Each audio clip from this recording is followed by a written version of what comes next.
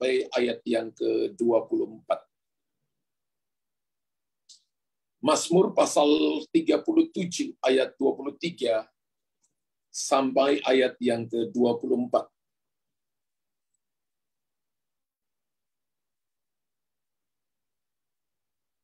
Tuhan menetapkan langkah-langkah orang yang hidupnya berkenan kepadanya.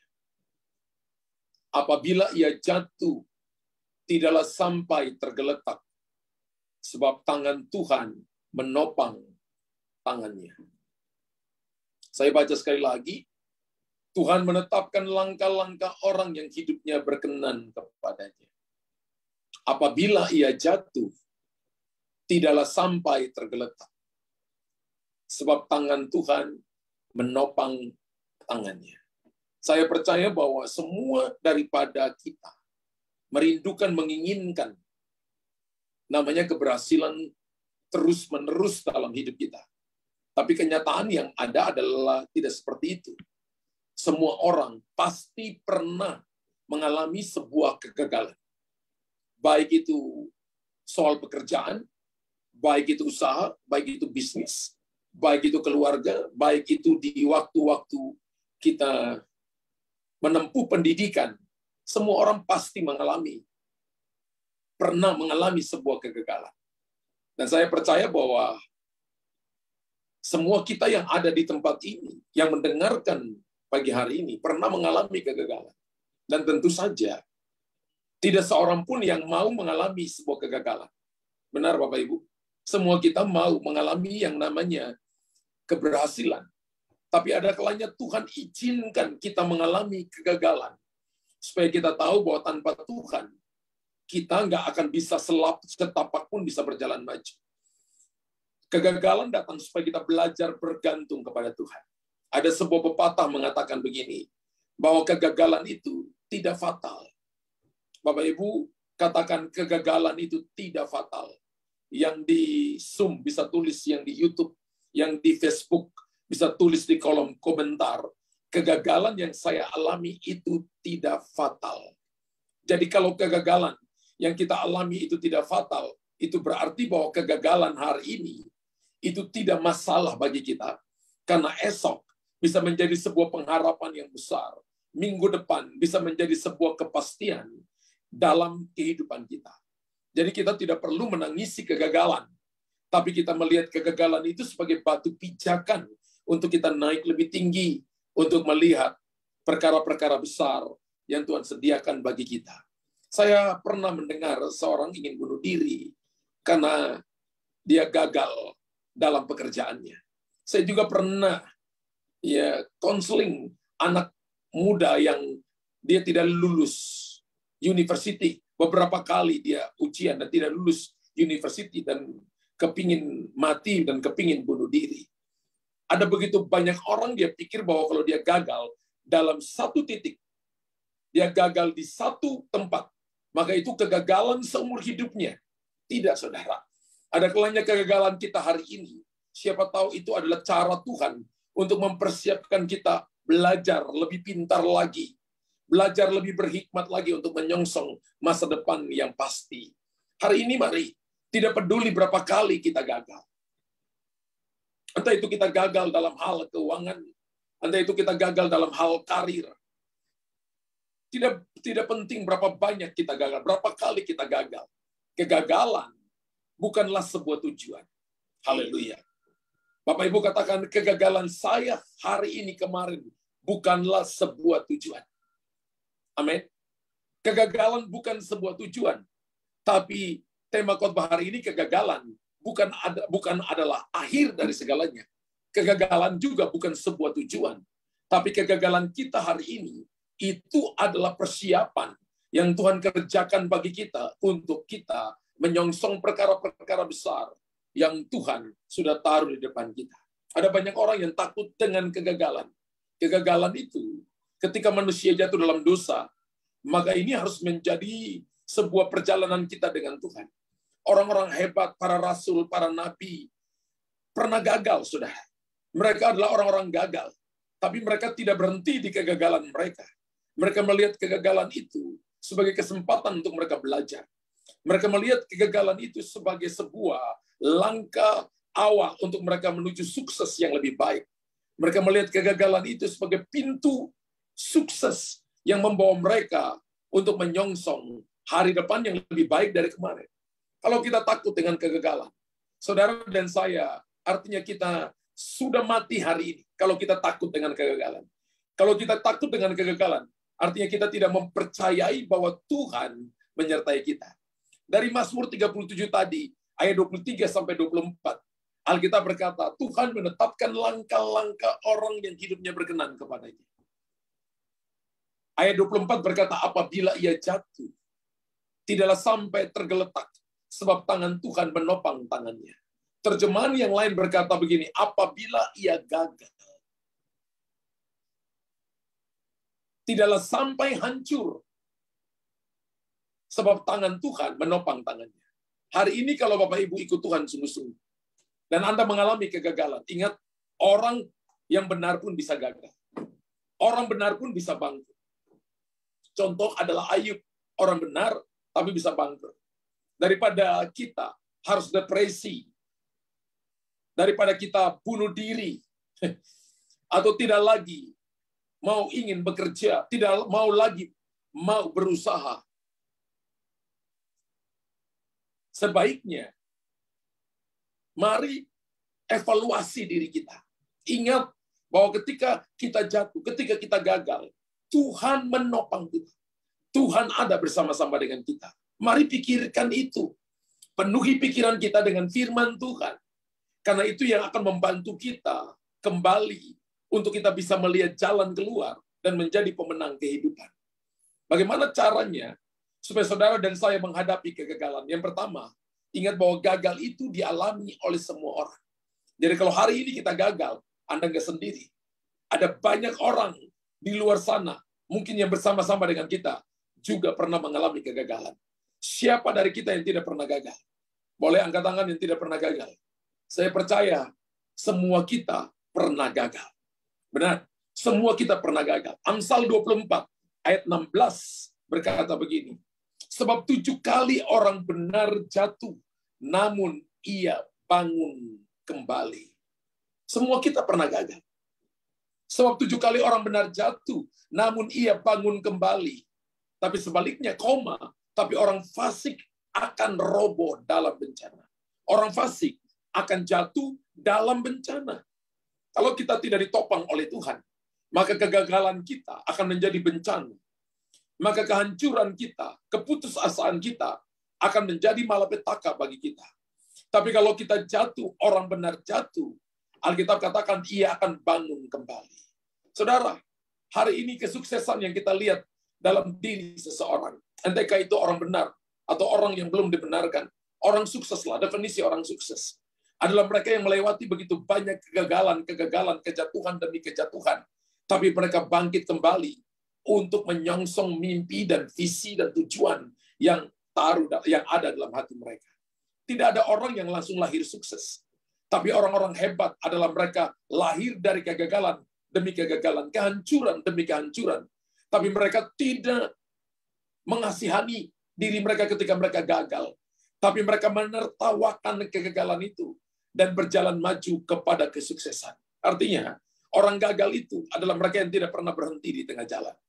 Sebab 7 kali orang benar jatuh, namun ia bangun kembali.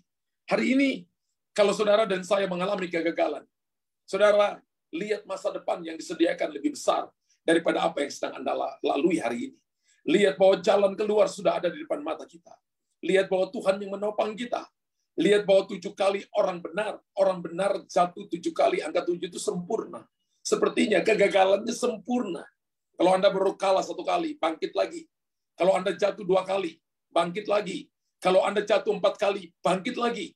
Kalau Anda jatuh 5 kali, bangkit lagi. Kalau Anda jatuh 6 kali, bangkit lagi. Kalau Anda jatuh 7 kali, bangkit kembali. Karena Tuhan menopang saudara, Tuhan akan menjaga langkah-langkah. Kemenangan itu sangatlah menyenangkan. Betul Bapak Ibu. Tapi tidak satu pun orang yang sempurna. Semua orang mau menang. Tapi Bapak Ibu dan saya tidak ada manusia yang sempurna. Karena itu, sebenarnya kegagalan adalah hal yang biasa dialami orang benar. Bapak Ibu tulis di kolom komentar, katakan dengan suara keras, kegagalan adalah hal biasa yang dialami oleh orang benar. Wow, kalau itu hal biasa yang dialami oleh orang benar, kenapa kita mesti bunuh diri? Kenapa kita mesti berhenti? Kenapa kita mesti stres? Kenapa kita mesti putus asa? Kalau itu kegagalan yang dialami oleh orang benar, karena kita manusia yang tidak sempurna, pasti rancangan kita pasti ada kelemahan di sana. Semua program kita, perencanaan kita pasti ada kelemahan di sana. Dan itu bisa gagal karena dikerjakan oleh manusia yang tidak sempurna. Dan saya katakan tadi, kegagalan biasa dialami orang benar. Lihatlah Bapak Ibu, orang sukses saja berulang kali gagal sebelum akhirnya menjadi orang sukses. Tidak ada yang tadi saya katakan, tidak ada orang sukses. Langsung lahir, langsung sukses, itu nggak ada. Tidak ada, saudara. Semua orang sukses dimulai dengan kegagalan berkali-kali. Kalau kita lihat Kentucky Fried Chicken, ribuan kali gagal. Tapi hari ini dia menjadi salah satu orang sukses yang menawarkan resepnya ke restoran ditolak berkali-kali. Tapi dia tidak berhenti karena dia percaya dengan apa yang dikerjakan. Dan satu waktu dia punya yang namanya Kentucky Fried Chicken. Dan hari ini saudara dan saya bisa menikmati fast food ini. Siapa Thomas Alva Edison? Gagal berkali-kali, dikatakan mungkin 1000 kali lebih gagal. Tapi dia tidak putus asa. Dan saya baca sebuah literatur dari Thomas Alva Edison ketika dia membangun sebuah tempat untuk praktek, ya, laboratorium. Tiba-tiba laboratorium itu terbakar. Pagi-paginya dikabarkan kepada dia bahwa laboratorium ini terbakar. Dia datang dengan anak laki-lakinya. Dan anak laki-lakinya berkata, "Bapak, semua penemuan kita sudah terbakar. Dan kita tidak mungkin maju ke depan." Bapaknya melihat dia dan menepuk bahunya dan berkata, "Tidak anakku, kita baru memulai. Kita tidak gagal, tapi kita baru memulai." Orang sukses itu tidak pernah lihat kegagalan sebagai sebuah tempat untuk kehancuran selama-lamanya. Tapi orang sukses melihat itu sebagai sebuah langkah awal untuk dia menuju sukses yang lebih besar. Katakan amin. Amin. Apakah saudara hari ini gagal 7 kali? Apakah saudara hari ini gagal 77 kali? Apakah saudara hari ini sudah gagal 100 kali? 1000 kali mungkin? Saya beritahukan kepada saudara, Alkitab katakan begini, 7 kali orang benar jatuh, ia bangkit kembali. Bangkitlah. Itu adalah solusinya untuk Anda menang di atas kegagalan. Dan Anda akan melihat Tuhan akan menopang saudara. Hal yang kedua, Tuhan memegang tangan kita dan kita tidak sendiri. Ingat, bahwa gagal itu dialami semua orang. Benar. Yang kedua, Tuhan memegang tangan kita dan kita tidak sendiri. Waktu Anda gagal, Tuhan ada bersama-sama dengan kita. Mazmur 37 tadi, ayat 23 sampai ayat 24, Tuhan menetapkan langkah-langkah orang yang hidupnya berkenan kepadanya. Apabila ia jatuh, tidaklah sampai tergeletak, sebab tangan Tuhan menopang tangannya. Orang benar bisa jatuh. Wow. Langkah-langkah kita diatur oleh Tuhan. Tapi Alkitab katakan, ketika dia jatuh, karena manusia. Karena kita tidak sempurna, kita bisa jatuh. Kita bisa buat salah. Mungkin kita bisa berdosa. Tapi ketika kita kembali, maka tangan Tuhan akan menopang kita. Ketika hidupmu dan hidup saya dipegang oleh Tuhan, ada dalam tangan Tuhan, maka keadaanmu akan baik-baik saja sekalipun kita ada dalam masalah. Sekalipun kita dalam pergumulan, kita belum melihat jalan keluar. Sepertinya kegelapan menyelimuti kita. Sepertinya perkataan orang kiri kanan berkata, kamu nggak mungkin bangkit. Kamu nggak mungkin lihat masa depan. Keadaanmu tidak akan pernah jadi baik. Keadaan ini akan membuat kamu berhenti di sini.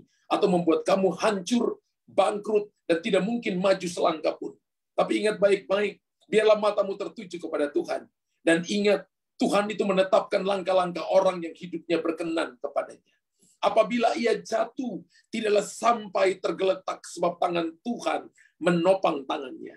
Ketika engkau ada dalam masalah pergumulan, kegagalan, percayalah Tuhan memegang tangan kita dan kita tidak sendiri. Sekalipun berulang-ulang kali gagal dalam sebuah usaha, sekalipun berulang-ulang kali gagal dalam karir, sekalipun mungkin berkali-kali gagal di dalam membangun keluarga, dalam membangun hubungan satu dengan yang lain, percayalah bahwa Tuhan selalu bersama-sama kita ketika kita kembali kepada Dia. Mungkin beberapa di antara kita akan bertanya. Pertanyaan ini sebenarnya pertanyaan yang umum. Kalau Tuhan mencintai saya, kenapa saya diizinkan gagal? Beberapa kali saya ketemu dengan para bisnismen. Orang-orang yang tadinya kaya. Orang-orang yang tadinya punya kedudukan. Dan mereka tanya begini, Pastor, saya cinta Tuhan. Kenapa saya diizinkan alami kegagalan seperti ini? Apakah Tuhan tidak sayang saya? Justru, saya katakan begini, justru Tuhan izinkan Anda mengalami sedikit dari penderitaannya ini. Yaitu yang namanya kegagalan ini. Karena Tuhan ingin menunjukkan cintanya. Dia ingin kita merasakan genggaman tangannya. Berapa banyak yang ingin merasakan genggaman tangan Tuhan? Kalau hari ini saudara dan saya bertanya, apakah Tuhan mencintai saya? Kenapa saya diizinkan mengalami kebangkrutan? Kenapa saya diizinkan mengalami kegagalan? Maka saya katakan kepada Anda, justru dalam kegagalan kitalah Tuhan ingin menunjukkan cintanya. Justru di dalam kegagalan kita, kehancuran kita inilah, saudara dan saya akan merasakan genggaman tangannya.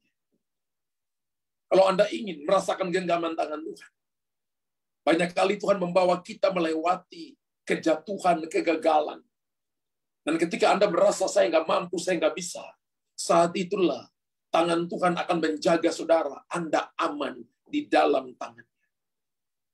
Orang lain mungkin meninggalkan saudara. Temanmu yang baik, yang ketika waktu Anda kaya, datang bersama-sama dengan Anda, tapi ketika Anda gagal, dia tidak mau lagi datang ke rumahmu, tidak mau lagi telepon Anda. Tapi dalam situasi ini, Alkitab tadi berkata, Yesus ada di dalam saudara. Dia memegang tanganmu. Dan dia berkata, kamu tidak sendiri. Dialah Immanuel yang akan menjaga langkah-langkah. Tuhan ingin memberitahumu bahwa dia ada bukan karena kita sukses. Tuhan ingin memberitahu saudara dan saya, dia ada ketika kita gagal pun dia ada. Kalau Tuhan kita hanya menyertai kita waktu kita sukses. Kalau Tuhan kita hanya menyertai waktu kita cuma sehat, waktu keadaan baik-baik, jangan sembah Tuhan yang seperti itu. Tapi Tuhan kita ada di setiap musim kehidupan, waktu kita sukses, waktu kita gagal, waktu kita mengalami sukacita, kesedihan, dia ada bersama-sama dengan kita. Maka Anda dan saya tidak boleh pernah meninggalkan Tuhan yang seperti ini. Anda dan saya harus makin sungguh-sungguh mencari Tuhan yang seperti ini. Karena dia berjanji dan dia akan menjaga saudara. Dia akan menopang kita, menggenggam kita dengan tangannya. Sehingga kita tidak perlu takut. Amin. Ketika saudara dan saya ada dalam tangan Tuhan, maka keadaan yang tadinya tidak mungkin, yang tadinya tidak bisa, akan diubahkan Tuhan menjadi bisa. Yang tadinya pintu tertutup, pintu akan dibukakan. Tapi ada kalanya Tuhan izinkan kita mengalami kegagalan. Kegagalan bukan akhir. Kegagalan adalah awal. Seperti dikatakan Thomas Alva Edison kepada anaknya. Kegagalan adalah awal untuk kita memulai lagi yang baru.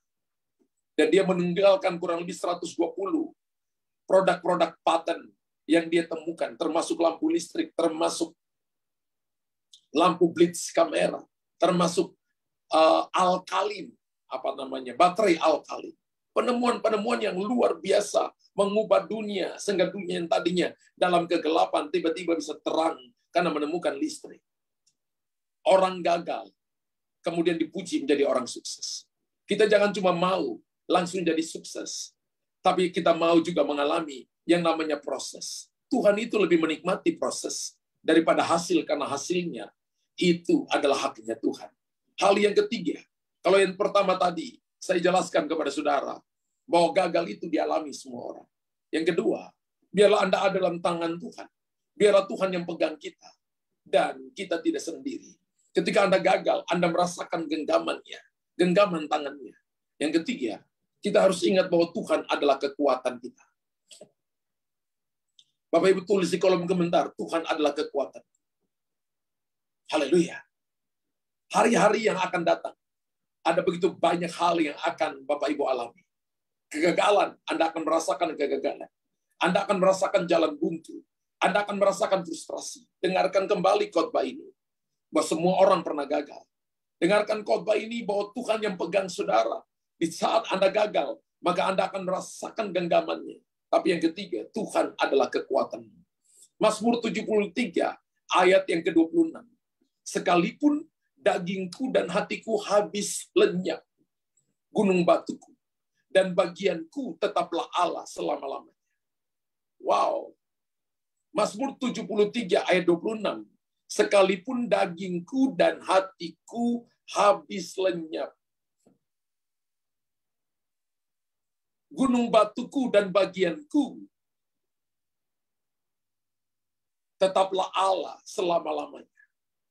Mazmur sedang menulis, Daud sedang menulis ketika tidak ada tempat bersandar. Ketika orang-orang yang tadinya dia harapkan untuk menjadi pelindung, menjadi bapa bagi dia, dalam hal ini Saul, justru mengejar dia dan ingin membunuh dia. Daud berkata, ketika dia merasa sendiri, dia berkata, Tuhan adalah kekuatan. Orang gagal itu, orang yang selalu merasa sendiri sekalipun ada banyak orang di sekeliling dia. Orang gagal itu selalu melihat masalah dia lebih besar dari masalah orang lain. Selalu menyendiri. Dan akibatnya ketika dia tidak bisa menanggulanginya, maka dia akan mengalami tekanan di dalam jiwanya. Pikiran perasaannya akan tertekan. Dan kalau dia tidak bisa handle, bisa jadi gila. Dan kalau dia tidak bisa handle, banyak orang memutuskan bunuh diri. Banyak orang memutuskan untuk tidak mau lagi bergaul dengan orang lain. Banyak orang memutuskan untuk tidak lagi mau lakukan membangun pekerjaan, mau masuk dalam pekerjaan, mau berbisnis kembali. Kenapa? Karena dia pernah mengalami trauma dalam hidupnya.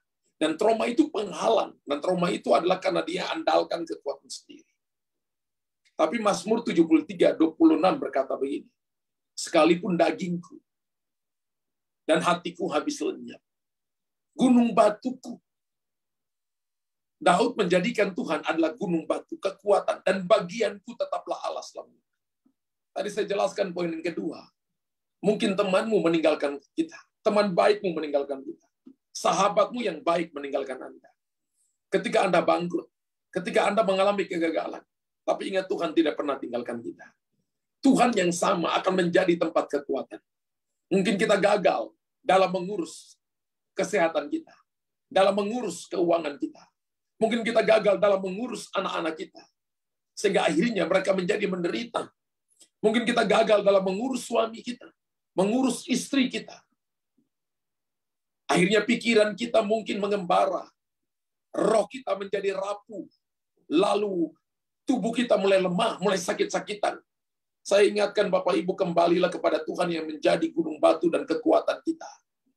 Itu akan membuat perbedaan yang besar ketika respons hatimu benar di hadapan Tuhan. Jadi waktu kita gagal, jangan pikir, jangan lihat kegagalan itu sebagai aib. Jangan lihat kegagalan itu sebagai pintu yang tertutup, tapi lihat itu sebagai awal daripada kepercayaan besar yang akan Tuhan nyatakan dalam hidup kita. Kita bisa belajar dari Ayub. Ingat kisah Ayub? Ayub itu mengalami 4 ujian besar dalam hidupnya. Kalau Bapak Ibu baca Ayub pasal pertama, ayat pertama sampai ayat yang ke-12. Kalau Bapak Ibu baca, dikatakan ayat pertama sampai ayat kedua, dia hidup saleh, suci, takut akan Allah, menjauhi kejahatan. Ayub adalah bisnisman yang takut akan Tuhan. Dan satu waktu setan datang cemburu, dan setan minta izin dari Tuhan untuk mencobai Ayub. Dan Tuhan izinkan. Dan ketika Tuhan izinkan, Tuhan batasi kewenangan setan. Dan Tuhan berkata, boleh kamu ambil hartanya, tapi nyawanya jangan sentuh. Ayub mengalami kegagalan, bangkrut. Setan menyerang 4 hal. Yang pertama, setan menyerang kambing dombanya. Ya. Kemudian yang kedua, setan menyerang unta-untanya. Yang ketiga, setan menyerang keluarganya. Dan yang keempat, 10 anaknya mati satu hari. Dan yang keempat, setan menyerang pribadinya. Setan menyerang kambing domba. Kambing domba pada masa itu binatang korban yang dipakai ibadah. Jadi yang pertama setan serang adalah ibadah. Orang yang gagal itu pertama akan mengganggu ibadahnya. Berdoa saja nggak bisa doa. Ketika Anda tahu bahwa doamu mulai terganggu, maka Anda harus tahu jangan salahkan dirimu, setan sedang menyerang saudara. Ketika ibadahmu diserang, maka yang kedua, unta. Unta pada masa itu adalah binatang, beban, pengangkut beban. Kalau sekarang mobil truk mungkin ya. Bis mungkin. Ya, kapal mungkin. Dikatakan begini, bisnisnya hancur. Setelah ibadah, setan serang. Setan menyerang bisnis. Kemudian setan menyerang keluarga. Poin pertama, poin kedua, setan membuat Ayub stres dulu. Kemudian setan menyerangnya ketika 10 anaknya mati dalam satu hari. Itu anak-anak yang dia cintai. Yang tiap hari dia persembahkan korban untuk menguduskan mereka karena dia takut mereka mengutuki Allah dalam hatinya. Dalam satu hari, Ayub kehilangan semuanya. Bahkan, dia dikasih penyakit aneh dari ujung kepala sampai ujung kaki. Berapa tahun Ayub alami ini? 7 tahun. Teman-teman yang paling dekatnya datang dan menghakimi dia. Semua orang yang paling dekat meninggalkan dia. Istrinya berkata, kutukilah Allahmu dan matilah. Orang yang paling dia kasihi, yang harus menolong dia di masa-masa kesukaran, justru suruh mengutuki Allah dan matilah. Tapi ada satu pribadi yang tidak pernah meninggalkan Ayub. Bapak Ibu bisa baca Ayub 1, ayat 20-21. Alkitab katakan, dengan telanjang aku datang, dengan telanjang aku pulang, terpujilah nama Tuhan. Setan boleh mengambil semua di sekeliling Ayub, tapi setan tidak bisa mengambil satu yang ada dalam hati Ayub, yaitu penyembahan. Terjemahan bahasa Inggris berkata, maka tersungkurlah Ayub lalu menyembah Tuhan. Ketika saudara dan saya mengalami kegagalan, maka jangan sampai kehilangan penyembahan. Jangan sampai kehilangan waktu-waktu doa. Jangan sampai kehilangan pujian dan penyembahan. Jangan sampai kehilangan waktu doa baca firman. Karena itu adalah tempat sandaranmu. Itu adalah kekuatanmu. Saya nggak lihat tulisan Amen Unlimited. Saya nggak dengarkan katakan haleluya. Saya nggak lihat Anda tulisan amin 5.000 triliun kali. Ada banyak orang yang lari dari Tuhan. Ada banyak orang yang berkata, tidak mungkin saya lihat jawaban. Hari-hari ini, saudara, ada banyak orang yang tertekan. Ada banyak orang yang mungkin berkata, saya nggak punya kekuatan. Untuk berdoa saja dia nggak punya kekuatan. Daud punya alasan untuk lakukan itu. Tapi dia berkata, Tuhanlah kekuatan. Mazmur 73 tadi yang kita baca ayat 26. Itu dari hati yang paling dalam Daud berkata, sekalipun dagingku dan hatiku habis lenyap, gunung batuku dan bagianku tetaplah Allah selama-lamanya. Ketika saya renungkan ayat ini, saya mencoba masuk dalam posisi hati Daud, saudara. Dari dia jadi panglima TNI kalau Indonesia, diturunkan pangkatnya jadi kolonel, pimpin seluruh prajurit, tiba-tiba hanya jadi komandan batalion. Setelah jadi komandan batalion, dikejar-kejar lagi sama rajanya. Untuk dibunuh, dilempari tombak 2 kali. Untuk membunuh Daud. Sama dengan kisah Ayub. Dia kehilangan semuanya. Harta yang dikumpulkan bertahun-tahun. Anak-anak yang dia kasihi meninggal semuanya dalam satu hari. Tapi kita bisa belajar bagaimana respons hati Ayub. Kepercayaannya, imannya kepada Tuhan, bersandar kepada Tuhan, itulah yang memberikan kepada dia kekuatan untuk dia mempermuliakan nama Tuhan. Kalau kita perhatikan Ayub pasal 42, ayat 1 sampai ayat yang kelima, maka Tuhan pulihkan pertama ibadah. Ayub sudah nggak punya kambing domba. Ayub, Tuhan berbicara kepada sahabat-sahabatnya Ayub, kamu harus ambil domba kepada Ayub, karena hanya doa dari Ayub yang aku dengarkan. Karena teman-temannya ketika Ayub dalam masa kegagalan bicara salah kepada Ayub. Bapak Ibu juga belajar, ketika engkau lihat temanmu dalam keadaan yang gagal, ketika mereka mengalami masa-masa nggak enak, jangan bicara salah kepada mereka. Karena jangan-jangan Tuhan tidak mendengarkan doa saudara. Sama juga ketika kita mengalami masa-masa dalam kegagalan, jangan juga bicara salah, tapi tetap berkata yang benar, supaya Tuhan mendengarkan doa kita. Banyak kali ketika orang gagal, dia salahkan banyak orang. Orang itu yang gagal, orang ini yang gagal, orang ini. Bahkan dia menghakimi diri sendiri. Lama-lama dia salahkan Tuhan. Bapak Ibu, bahwa semua kegagalanmu taruh dalam tangan Tuhan. Dan Tuhan sanggup mengubahkan yang gagal itu menjadi kesempatan dan batu pijakan, pintu yang baru untuk Anda masuk dan melihat kemenangan. Yang pertama tadi kita belajar bahwa semua orang pernah gagal. Yang kedua, saudara dan saya, Tuhan mau pegang kita. Tuhan mau pegang tangan kita. Dan saudara dan saya tidak sendiri. Ketika Anda gagal, itulah saatnya Anda akan merasakan genggaman tangannya. Dan hal yang ketiga adalah, ingat selalu bahwa Tuhan adalah kekuatan kita. Tuhan adalah tempat sandaran kita. Ketika Bapak, Ibu, dan saya tetap bersandar kepada kita, sekalipun hari ini usahamu gagal, usahamu belum lihat jalan keluar, sekalipun hari ini kita tidak memiliki apa-apa, itu bukan masalah besar. Masalah yang paling besar bagi orang percaya apabila ketika masalah datang, Anda nggak punya iman, itu masalah paling besar. Karena memiliki segala-galanya tanpa adanya Tuhan, itu tidak ada gunanya. Memiliki segala-galanya tanpa ada Tuhan bersama Anda dan saya, itu sia-sia. Namun ketika mungkin Anda belum punya apa-apa, tapi Anda tahu Tuhan ada bersama dengan saudara, maka itu segala-galanya. Anda punya resource, Anda punya sumber. Berbahagialah mereka yang memiliki Tuhan. Karena Dia tidak akan membiarkan dan tidak akan pernah meninggalkan kita sedetik pun. Tidak akan pernah membiarkan kita menderita berkelanjutan. Karena setiap masalah persoalan yang datang dalam hidup kita tidak melampaui kekuatan kita. Percayalah, Tuhan Yesus memiliki tujuan dalam hidup Anda dan saya. Kita hidup di dunia ini dengan tujuan.